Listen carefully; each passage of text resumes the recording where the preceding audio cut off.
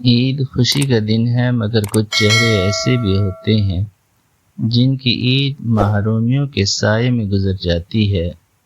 کسی کے پاس نئے کپڑے نہیں، کسی کے بچے عیدی کو ترستے ہیں، تو کوئی چاند رات کو بھی رزق کی تلاش میں سرگرداں ہوتا ہے۔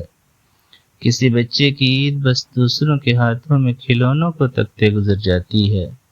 کسی ماں کی عید پرانی چادر میں لپٹی دعاؤں میں سما جاتی ہے۔ کسی یتیم کی عید ماں کی یاد میں آنسو بہاتے گزرتی ہے۔ کسی مزدور کی عید صبح سے شام تک محنت میں کھو جاتی ہے تاکہ شام کے کھانے کا بندوبست ہو سکے۔ عید کی صبح تھی، مگر غزہ کی گلیوں میں خاموشی چھائی ہوئی تھی۔ جنگ کے زخم ابھی تازہ تھے، دیواروں پر بمباری کے نشان اور گھروں میں ملبے میں بکھری ہوئی یادیں چیخ رہی تھی۔ ننھا یوسف جو ابھی صرف 7 سال کا تھا، اپنے چھوٹے بھائی احمد کے ساتھ دروازے پر بیٹھا آسمان کو تک رہا تھا۔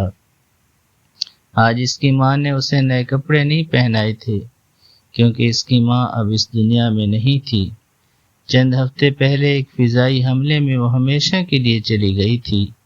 یوسف کے ہاتھوں میں ایک پرانا جوتا تھا جو اس کے والد کی نشانی تھی، وہ والد جسے اس نے آخری بار خون میں لت پت دیکھا تھا۔ احمد نے معصومیت سے پوچھا، بھیا کیا امی جنت میں بھی عید مناتی ہیں؟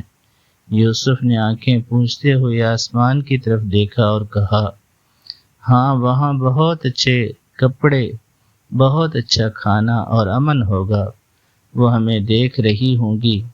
لیکن حقیقت میں ان دونوں بھائیوں کے پاس عید کے دن کھانے کو کچھ نہیں تھا۔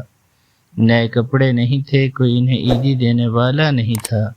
مسجد میں نماز پڑھنے گئے تو دوسرے بچے اپنے والدین کے ساتھ خوش تھے۔ وہ ایک دوسرے کا ہاتھ تھامے خاموشی سے کھڑے تھے۔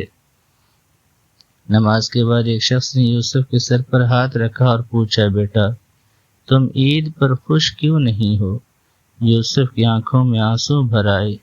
وہ صرف اتنا کہہ سکا، میری عید تو اس دن ہوگی جس دن میرا ملک آزاد ہوگا، جس دن میرے جیسے یتیم بچے بھی اپنے والدین کے ساتھ خوشی منا سکیں گے۔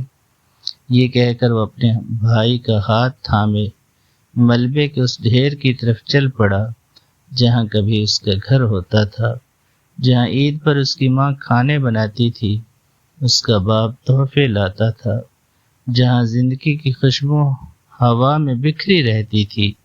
آج بھی غزہ کے ہزاروں یوسف، احمد اور ان جیسے معصوم بچے عید کے دن یہی سوال کرتے ہیں کہ ہمارے لیے بھی کوئی عید ہوگی۔